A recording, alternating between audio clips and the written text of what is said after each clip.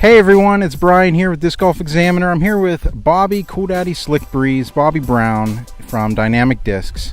Bobby, I was curious. You do several podcasts. You do a lot of the media stuff for Dynamic Discs. But what is it that got you into disc golf in the first place? Well, it's an interesting story. Back in about 2009, I didn't know anything about disc golf. Didn't even know it existed. And a friend of mine, Jim Taylor, owned some land, and he put some baskets out there. And he was going to do a big tournament. He told me, he said, we're going to have a big tournament, and he needed some help doing his website for the tournament. And I was good friends with his son, Jeremy Taylor. And so he asked me to help with the website. So I did a little bit of help. And he said, why don't you come out and take a few pictures of some of the guys playing? So I said, all right, I'll come out and do that. And I took some pictures of some of the guys playing, and then found out that the big tournament was a national tournament from the PDGA, the Green Country Open. And he said, would you help me do some of the video for it? And I said, sure. So I did video for the Green Country Open, not realizing that it was a big part of their the national tour, the PDGA. And we actually did some live stuff there. One of the first, I don't know if it's the very first live of disc golf, but I think it's among the first. It was very archaic. It was just, in fact, it was me with a computer in the back of my Expedition, running off the power of the Expedition, and I had the camera hooked up to a desktop computer, and then the Wi-Fi connected to his house Wi-Fi, and I was filming just one hole, and that was it. But it was pretty exciting, so that's kind of how I got my start. And then you moved on from there. Is that when you created the podcast, or? Yeah, no, the podcast came actually much later. So back in, like I said, in 2009, I did that NT, and then I met Jeremy Taylor of Jeremy Rusko of Dynamic Discs. He did a tournament out at the place where they had the NT, and I was really impressed with his setup. And I thought, wow, I need to be connected with this guy. So I said, hey, do you ever think there'd be value in me doing some photos and video for your tournaments? And he said, sure, yeah. If you're near Emporia, Kansas, come on by and do some stuff for me. So some weeks had passed by, and I told my wife, this is something I really want to try. And so I got in my Expedition and drove to Emporia, Kansas, spent the night slept in my truck, and woke up the next day and surprised Jeremy, and he couldn't believe that I really actually took him up on the offer. And I did some photos and video and put it out, and that was actually in 2009. It was the Glass Blown Open. So another tournament that's a huge tournament that I had no idea. I just kind of showed up and did it. And from there, I started working a thing out with Jeremy where he saw the value in video for disc golf and to grow his business and to grow disc golf. And so I started traveling to places in Kansas and Texas and to do some stuff there. Then I moved on to helping with Disc Golf Planet. I did some feature videos for them there.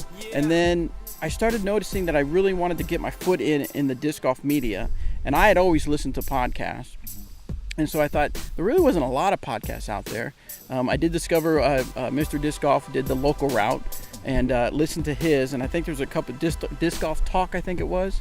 Yeah, I think there may have been that. Yeah, and so there was some good stuff, and I thought, well, maybe there's room for me to do it. And I was friends with Eric McCabe, and I thought maybe we could do a podcast where people sent in questions, and they can get Eric McCabe, world champion, get some advice from him, and that was kind of the idea for the Disc Golf Answer Man.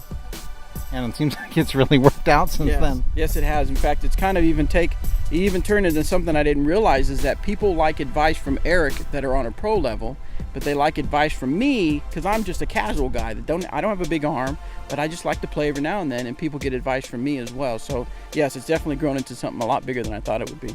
What contributed to the success of the podcast, do you think? Well, I mean, I think just everybody knows that, disc golf is growing so by leaps and bounds, and so people just love to talk about disc golf, watch disc golf, and hear disc golf. So I think that was a big thing. Another big thing is that our angle was, you send in your questions and we'll answer them. And so if people have a question about how to get better distance, how to get better at putting, how to play a tournament, how to run a tournament, we're here to give the information that we can give. And so yeah, we tried to do it every week so people knew it was, on a consistent schedule. Even when Eric would travel, sometimes he would call in and we would do it over the phone and stuff like that. So I think it's just, we like to help people get better at disc golf. We like to spread the word of disc golf, and I think that helpfulness is what kind of has helped it grow.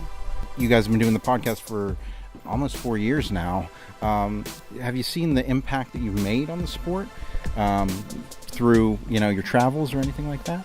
Yeah, when we travel, a lot of times when we go places, people will recognize, say, hey, I listen to you every week, or I just listened to you on my way to this tournament. And so, yeah, it's definitely, the reach has been really big, and a lot of people will recognize us and stuff like that. And then, of course, I noticed that there's a segment of people that want to know more about disc golf, but then, of course, like I said before, people just want to love to talk about disc golf. And that kind of gave us the idea to branch off and do another disc golf, the Inside the Circle, where it's me, Eric McCabe, and Dixon Jowers, where we talk about the tournaments that are going on, and then talk about some hot topics that some of them are a little controversial, but hot topics that are going on in disc golf. And even that, as we've gone to tournaments, people have come up to me and like, man, I loved your opinion you had on this, or you were right, Dixon was wrong, or something like that. So stuff like that. So yeah, I can see that.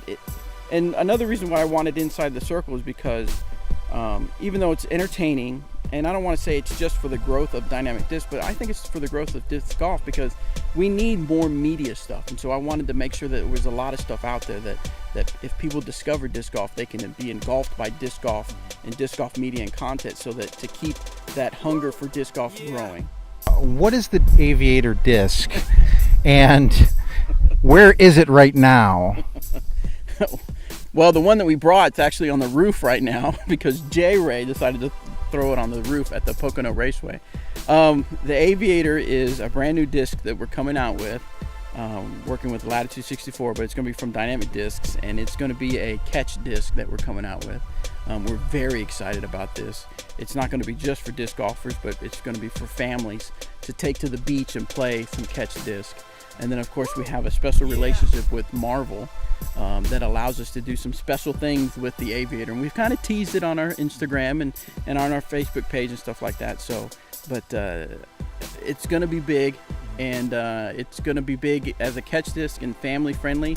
But we believe that the ultimate world and community might have something new to play with in their competitions, but we'll have to see how that goes. But we're very excited about it. Cool. So will it be a disc that's approved by the PDGA, do you think? Or? It is approved by the PDGA. You could play with it if you wanted to. I don't know why you would. I mean, I know that there's certain tournaments, or what are they called, super tours or something like that, would play certain kind of discs. But I mean, obviously we're not going to stop somebody from playing with it in a tournament and stuff, but it's really going to be mostly for your ultimate style of disc playing. Nice.